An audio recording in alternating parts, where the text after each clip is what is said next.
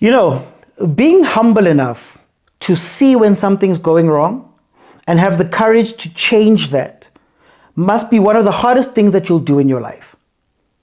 I can't imagine it was easy for Hugo Bruce to go back and pick Themba Zwane after everything he had said about Themba Zwane. I cannot imagine that it was easy for Jose Rivero to acquiesce to how Pirates plays football, coming in with his own ideas. I can't imagine even that his successor, Coach Wadu, after starting the way he started with the losses and the changes he had made, I can't imagine it was easy for him to change.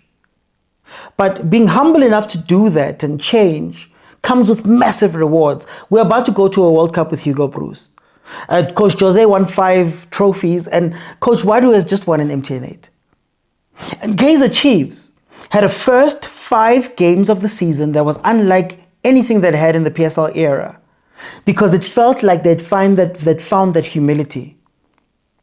Clean sheets, wins, drawing versus a team that's meant to cream us every time.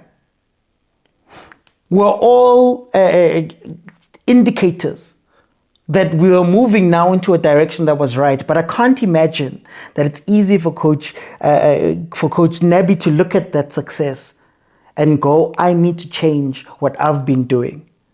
And today we saw them revert back to what they were doing, and we saw the same old mistakes that we saw from last season. The goals that were scored today are the goals that we saw. I remember Christian Saile and Supersport hitting us with a goal similar, wide, in behind, played in. I remember watching Miguel getting card after card after card. I remember Chiefs conceding at a rate that we'd never conceded on. And we saw all of those things today because instead of humbly accepting what was working, our egos made us want to go back to what we played previously. Now, all of the things are there. I watched Marco in the first 5 games of the league. I watched Marco running up on the touchline, and he played a sublime cross. I remember saying in my review that the poise, the calm that he has to play that cross or to pass in or to not rush is something I'd never seen. But today, I watched him playing like cross and running up and running inside. At some point, Marco went for a header. Today, I watched both of our left and right backs leave and have our defense sitting 2v2 versus the attack that was coming at us. And these are goals that we saw. How many red cards did we see from those situations where Miguel pulls somebody because they've gone through? And what's crazy is that it felt like an old script, because when I saw Reeve Frostler's name, I sort of understood that, oh, okay, what is one of Reeve's biggest weaknesses? He can't go up and down. He doesn't have the pace nor the stamina to go up and down. So what tends to happen is that he gets beaten on the inside. So if I'm the right back, he gets beaten this side. And because your left back is gone, your centre back pairing is called out. So how many times did we see Aiden McCarthy going to the left-hand side to go help or pushing up to go win a header? But that's not even the weird part, because the weird part is that we also know that Miguel follows. He doesn't have the situational awareness to know there's somebody behind him, and Reeve is not going to cover him because Reeve is up there, there's a player there. Christian Saile, Supersport, scored that goal. Magesi scored that goal that they scored today last season. Oh, by the way, how did Aiden McCarthy get injured? How did Dotley get injured? So these are the things where I'm saying that now you start to see that it's a pattern. Now I'm watching Cirino come in and do that thing where they just roam around and he pops up on the right and he pops up on the left and there's nobody there to actually hold the ball and move it forward. I watched Silva at some point run all the way to the halfway line to go pick up a ball, with Cirino ahead of him, with Lilepo now central, with Modi. Guys, it's frustrating. And the most frustrating thing about it is that you knew from the first minute. The biggest credit I can give in this game is to Sekhukhune. And Sekhukhune are proving the point that I've been making for months now. A plan is better than beautiful. A plan usually beats fluid. Because while Chiefs was interchanging and running, and this one was there and that one was there, it looks like if you put on the second half and you watch Kaizer Chiefs play, it looks like, man, it looks exciting, it looks fun, everybody's moving, but what undid Kaizer Chiefs today was Sekhukhune doing a couple of things. Number one, Mark was a short player. And they realized, I think, going into the game, that Kaizer Chiefs usually plays with a winger that doesn't come back.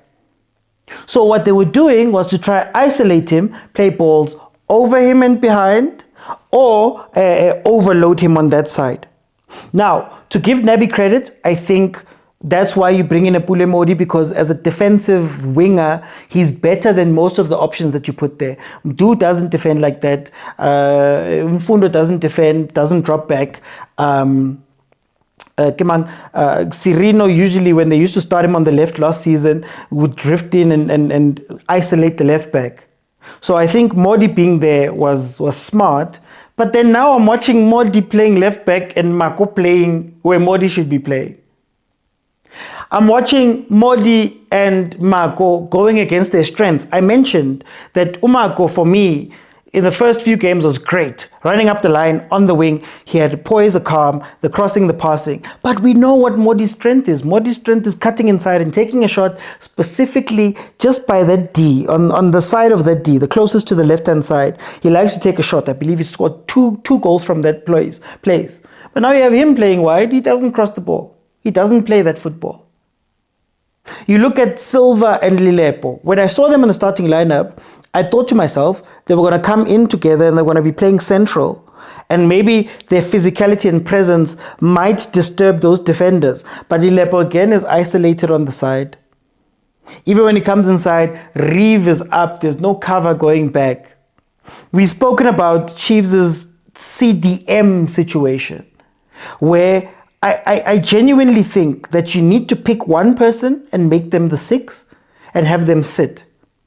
And then allow the other one to play. But this thing where you want both of them to move and independently leaves massive gaps, number one, but also leaves space. Because another thing that Stellenbosch saw was, hey, if we just kick the ball up, Grobler is going to win that first ball. And if he doesn't win the first ball, he's going to drag a centre back. So now you're watching a striker who's playing as a false 9, almost like a 10, right? Dragging your centre back. So in the first half, they were playing it on the left-hand side of Chiefs' defence, where Aiden was the aggressive one. Aiden was pushing up and he was winning those balls, but it was pulling him out of position. I even made a remark that it kind of reminded me of how Cardoso and Motaung used to play, where Cardoso used to run out and then teams would just play around him and through or behind him, where Motaung wasn't fast enough to reach that ball, right? And a couple of times Miguel had to come across. But anyway, they realized that was happening. So they were like, no, Yazin, Tabang, can you line up behind Grobler? There were 3 players who were lining up behind Grobler. And they were saying, just pop the ball up. Let him flick it on. And you're going to go through and score plenty of times. The other thing that they were doing, smart, was a similar thing to what they were doing to Marco, playing that ball over, but they were isolating Miguel. Because if you study Chiefs, you know that Miguel is a player that usually is beaten by the first move, and then if you can get past him pace-wise, which they had on that side, he's going to do something, he's going to grab or something. So they put him into heavy waters quite a bit. And the only thing that I have against Sekhukhune really in the game was that they should have done that more to get the red card. Right? Now think of that. This team that was touching it and all of it in the second half, because everybody's going to come in and tell me about chances. In the second half, when they were doing all that stuff, this team was beaten by a team that was literally playing a route 1 ball and getting through the defense through a route 1 ball, because there's no defensive coordination. I speak about the 6. When you're defending in transition, you have to know what you're doing. And if you're going to commit 6, 7 players up top, you need to know what you're going to do when defending. I take you back to Polokwane City last year, where they scored, I think, a second goal because everybody was pushed forward. They came out on transition.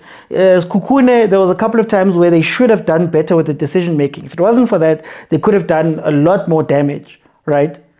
So now, again, you're 6. You have to know how you're going to defend. Are you either going to play the Makaula defense, where Makaula is the one who goes to the sides, who becomes the extra player, who tracks the runners, who moves around? Or are you going to go the Rivaldo Kutsia route, where your CDM becomes a center back, it pushes the other 2 out, and that allows these guys freedom to go chase? So, for example, Miguel can go chase the player after getting that for the yellow card. He can go chase the player knowing that he's got 2 players to cover him. But you have to plan for those things. You have to plan that movement. In fact, another criticism I have of Sekhukhune was just that, guys, I think Eric Tinkler bringing on all those defenders at the time he did could have ended very badly, because then you allow the team to come forward, you allow the team to play, you allow the team to gain confidence. And Chiefs got most of their chances towards the end of that game when you're sitting deep. That's something that you shouldn't do, right? But it's a hallmark of Tinkler, something that he struggled with even at Cape Town City, for example, right? Just trying to shut the back door and just allowing pressure and pressure and pressure and pressure and pressure, right? Until something breaks. But luckily for him, Chiefs couldn't find that. So even with him, you need to keep having... I wouldn't have taken Grobler off. I think Grobler could have been an incredible hold-up player, an incredible pressure release valve up there. And maybe if you had a runner with him, a Maghalwa or somebody like that to play the ball, you could still cause some danger. A la Polokwane City. I think it was Polokwane City last year.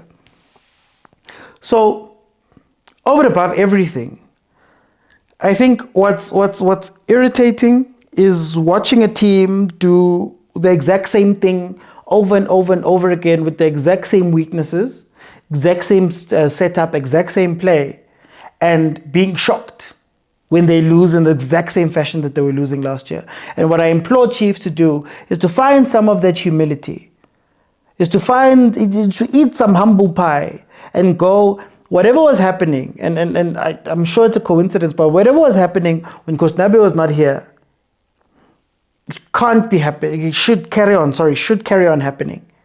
You know, one of the hallmarks, again, that I saw during those first 5 games, I remember seeing a tactical sub. I spoke in a review of a tactical sub that was in reply to something a team did. I believe it was the Richards Bay game, where they replied and they were able to play, right? Today, we went back to 70th minute. Throw everybody on. Hope something happens. Throw Matlou and Vilagazi and Shabalala and just throw them onto the pitch and hope that something will break. And you cannot play in that way. So I plead with Chiefs to go back to the first 5 games and analyze those things. Because I kid you not, if you watch my live stream, it's on YouTube, in the first minute, I said, this is not going to work out like this. In the first 10 minutes, we had already seen the patterns of how Sekhukhune wants to break Chiefs, and they only replied, I believe it was the 65th minute. So the thing I was speaking about with Grobler flicking the ball, I think it was around the 60th, 65th minute where they started having Umthetwa stand with Grobler instead of the centre backs. And that kept Sekhukhune quiet for a little bit, but you can't wait that long. I want to end us off on a high and give credit to one of the most underrated players in the league right now. Bradley Grobler is the 3rd highest scorer for a reason. He watched everybody playing the ball around and he said, no, I'm going to take it and I'm going to score. I'm going to shoot. I'm going to put it on target. I'm going to score. He made that far post run all too well that he knows from Supersport, but he made that far post run and he scores 2. And then he assists for the Monare goal. Monare now he's sitting on what? 2 goals? 2 goals in a row, if I'm not mistaken. I warned you guys about this Sekhukhune team and I said they could be really, really good. I can only imagine what was going to happen if Ufigo was on the pitch. I can only imagine what was going to happen. So kudos to Sekhukhune, kudos to Bradley Grobler. That's how striking is done. And what's sad is that in the country, he's not going to be given the credit because he doesn't look beautiful or play beautiful. But that is a striker. To be 38 and still be doing that to teams. And it's all through positioning. And some of the experience that Bradley Grobler, he is incredible. He's incredible. Coach Tinkler, I said, Sekhukhune is changing a little bit. And they're going to be more direct. And they're going to play a different type of football than what we're used to. And what I've said is that if there's a team in the league that can master crossing, that can master direct play, that can even master the first ball, there's a lot of wins that are going to be here. Top of the table clash. I think Kaizer Chiefs came out to prove a point versus Sekhukhune. I think Coach Nabi came out to take what they were doing well and put everything into this game and try play hard and try and put their foot on the necks of his Sekhukhune. Mara, if you remember correctly, this is what happened with Pirates when they played Sundowns. That first time when they lost 4-1. When you abandon the things that have got you where you are, positively, and you try and overplay, overpress, and over whatever. I think they wanted it to be a ping-pong game, right? Chiefs wanted it to be a ping-pong game, but they just weren't banking on ping-pong yangale being Bradley Grobler finishing off as good. They don't usually get strikers that good, and you can feel it out. Even versus Stellenbosch, it was a similar thing. Pragmatism, humility. Put the ego aside. Put the pride aside. You've lost Abo Munyane who could cover the gap. The gap. You see, Munyane was doing a lot of extra work there. He was going up and going down, and he could cover and he could do this and he could attack. Great physical specimen. Unfortunately, he gets injured a lot, but great physical specimen. But he was covering a gap. Once he's gone, once you go back to Abo Sirino, unfortunately, you're going to start seeing the same old gaps, the same old things happen. And Chiefs, guys, please, we played far too many games like this. We don't need to do this again. But guys, thank you so much for joining me. Sekhukhune, well worth the win, well worth the number one. Hopefully they can keep pushing so that we can get somebody who's outside of all of this stuff to be a team that's pushing, that grows, that becomes the next Pirates, the next Sundowns. We need 3 or 4 or 5 teams that can stand up there. But guys, I'll see you guys on the next one.